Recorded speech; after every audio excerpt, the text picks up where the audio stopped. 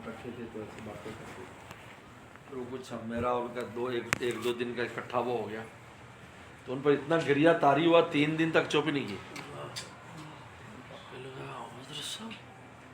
हम जब पठान और फिर मौलवी हो तो सब जान होता है, पता नहीं यार आपने क्या किया यार, क्या आंसू बंद नहीं होता है।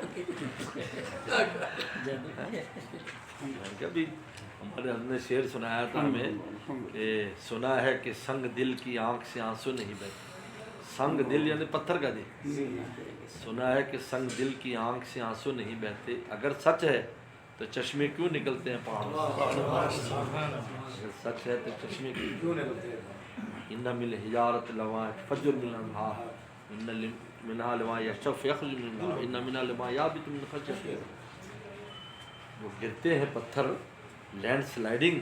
कुरान ने उसकी हकीकी वजह बयान की, खशियत इलाही से गिरते। कुरान बयान कर रहा है लैंड स्लाइडिंग तो उसका ज़ाहिरी असर है, बातनी जो सबब है कि वो अल्लाह के खौफ से गिर जाते हैं। और वो फटता है तो उसमें से थोड़ा थोड़ा चश्मा निकल, वो जिनमें से नहरें बहती हैं। वो चश्मे क्यों निकलते हैं? अगर तुम पहाड़ी हो, तुम्हारा दिल सख्त हो, तो चश्मा तो यहीं से निकलना है। हाजी हजरत मौलाना फ़कीर मोहम्मद पेशावरी जो थे, पेशावर के थे, कभी चुप नहीं करते थे, हर वक्त रोते थे। मैंने उनके साथ नमाज़ पढ़ी है बिनूरी टाउन में, हज पर आए हुए थे।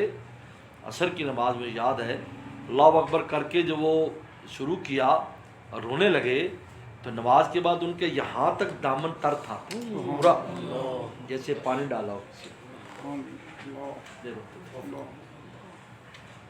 हालांकि वो पेशावर के सख्त थे दिल इंसान, जैसे जैसे वहाँ के लोग होते हैं। तो मैंने बताया बेगमों से और बच्चों से उनका, ये तो हमने सिखाया आप जाकर। हकीकत है, मुझे कोयटा की ख़वातीन बहुत दुआएं देती हैं, क्योंकि उन लोगों में ये कोई मसला है, बीवी को पूछना तो उनके मिजाज के ख़िलाफ़ है कि तुम्हारा क्या हाल है, ये पूछे मर्द औरत को, तो कहते मेरी पठानियत जाती। मैंने कहा तुम्हारी पठानियत मुक़द्दम है या रसूलुल्लाह की सुन्नत मुक़द्दम है। रसूलुल्लाह जब अम्मा आयशा बीमार होती थी तो आकर पूछा करते, मेरा तेरा क्या हाल है, बाहर से जब आते पूछते क्या थे, जब आते। इसलिए अम्मा आयशा फरमाती रज़ी अल्लाह ताला अन्हा कि जिन दिनों में वो मसला चल रहा था कि जो मुनाफिकीन ने उड़ाया था अम्मा आयशा के बारे में, कि उन दिनों में मुझे बहुत बुखार शदीद था क्योंकि सदमे की वजह से, तो बस उन दिनों में हुमैरा नहीं कहते थे, उन कहते थे बस तेरा क्या हाल है। उसी से मैं समझ गई कि रसूलुल्लाह के दिल में कोई बात है, रसूलुल्लाह सल्लल्लाहु अलैहि वसल्लम के दिल में बात है। तो अम्मा आयशा चूँकि अहलिया भी थी ना, तो जब ये कुरान नाजिल हो गया, सब हो गया, तो फिर कहा कि मैं अल्लाह का शुक्र अदा करती हूँ। तो उनकी अम्मा ने कहा और रसूलुल्लाह के भी शुक्र अदा कर, कहा कि मैं बस अल्लाह का कर। होता है मियाँ बीवी के नाज भी होता है ना, वो अपनी जगह है, नाज दिखाया उन्होंने, तो बदला ले लिया, नाज दिखाया। मैं अल्लाह का शुक्रिया अदा करूँगी, अल्लाह ने मेरी बरात आसमानों से नाज़िल कर। तो वो फिर सिखाया आपने, अल्हम्दुलिल्लाह बहुत फ़र्क पड़ गया, बहुत खुश है। और ख़ुद कहते हैं, एक हमारे यहाँ हमारे मुरीद थे, चावलों का कारवा 6-6 महीने यहाँ रहते थे। तो मैंने एक दिन ऐसे पूछेगा तुमने कभी फ़ोन किया, फ़ोन क्योंकि फ़ाक बा से बोलते हैं, फ़ोन किया कभी घर वालों को? हाँ हज़रत, बेगम को फ़ोन करना वो बहुत बुरा है, हमारी तो समझा जाए। मैंने कहा भैया आप तो किसको फ़ोन करते हो? हम अम्मा को करते हैं, अम्मा बता देता सब ठीक है, लेकिन बराह रास्त बात नहीं होती। हमने कहा देखो अब तुम जाओ, उनको मोबाइल लेकर दो और छुप के उसको खुद तुम्हारे से बात करो, तुम बाद में फिर हमें बताना तजर्बा कैसा रहा। मैंने फ़ोन किया, अच्छा वो बेचारी उससे सोना ना जो हाथ से बार बार गिर जाए, क्योंकि दिमाग हाथ काँप रहे हैं उसके। फिर एक दिन मुझे कहना खुदा की कसम ऐसा मज़ा तो कभी ज़िंदगी में नहीं आया, पूल पर आता है, हमको तो पता ही नहीं था पूल पर इतना मज़ा आता है, कई की घंटे बात करता है। फिर उनको कहा यहाँ से जाओ, क्योंकि पंजाब का कपड़ा अच्छा होता है, यहाँ से उनके लिए कपड़े लेकर जाओ, तोहफे लेकर जाओ, यहाँ से हदिये लेकर जाया करो। 6 महीने के बाद तुम जा रहे हो, और फिर तुम कुछ लेके नहीं जाते उनके लिए, तो फिर कपड़े ये वो, पैसे की तो कमी नहीं, अल्लाह का शुक्र है, बड़ी बड़ी तिजारतें हैं, लेकिन तवज्जो नहीं है, दिल में वो नहीं। اب سب بہت خوش ہیں معاشرے میں، کہتے ہیں ایسی محبتیں اور ایسی چیزیں بڑھ گئیں کہ ہمیں اس کا تصور بھی نہیں تھا۔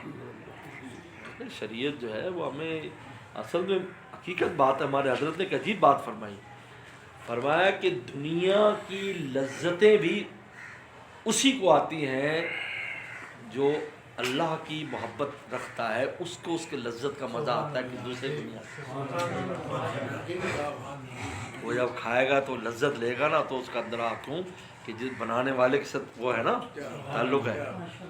جب انسان کو بیوی سے مضبوط تعلق ہے تو جو چیز بناتی ہے تو انسان کو بہت مزہ آتا ہے، واہ کی بنایا تو بھائی، تو اس کو مزہ آتا ہے۔ جب اللہ سے تعلق نہ ہو تو یہ لوگ کھا رہے ہیں جب چھلکے چاپ رہے ہیں، ان کو حقیقت مزے ہی نہیں، کیونکہ میرے صاحب فرماتے ہیں منہ میں کباب ہے دل پہ عذاب ہے۔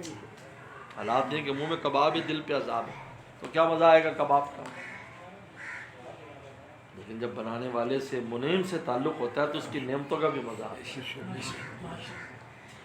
اگر اجنبیت ہو، پھر میرے شیخ نے بڑی پیاری مثال دی کہ تم کسی گھر جاؤ اور میزبان سے کوئی تمہاری تعلق نہ ہو، بالکل اجنبیت ہو، تو آپ وہاں سب نعمت مل لیکن دل میں ایک تشویش سی رہے گی، دل کھلے گا نہیں۔ اور اگر دوست ہوگا جھونپڑے بھی ہوگا تو اس کی سکی روٹی میں مزہ آئے گا۔ تو فرمایا کہ دنیا کا مالک جو ہے نا میزبان و اللہ کی ذات ہے، جو اور آپ مہمان ہیں، جن کا تعلق ہوگا ان کو اپنا اور مزہ آئے گا۔ میزبان تو اللہ ہے، کوئی آتا ہے کوئی جاتا ہے اس محفل رنگار میں۔ حضرت والد صاحب ہمارے اکثر یہ شعر پڑھتے تھے، کوئی آتا ہے کوئی جاتا ہے اس محفل رنگار میں، وہی باقی ہے جو ساقی ہے مہمان بدلتا رہتا ہے۔ مزہ بھی اس کو ہے جس کا میزبان سے تعلق، جو مولا سے تعلق ہوگا تو اس کو ہر نعمت کا مزہ آئے گا، اس کو اجنبیت محسوس نہیں ہوگی، وحشت محسوس نہیں ہوگی۔ وحشت اس لیے محسوس ہوتی ہے کہ ہمارا قلب تعلق نہیں۔ سبحان اللہ، ٹھیک ہے۔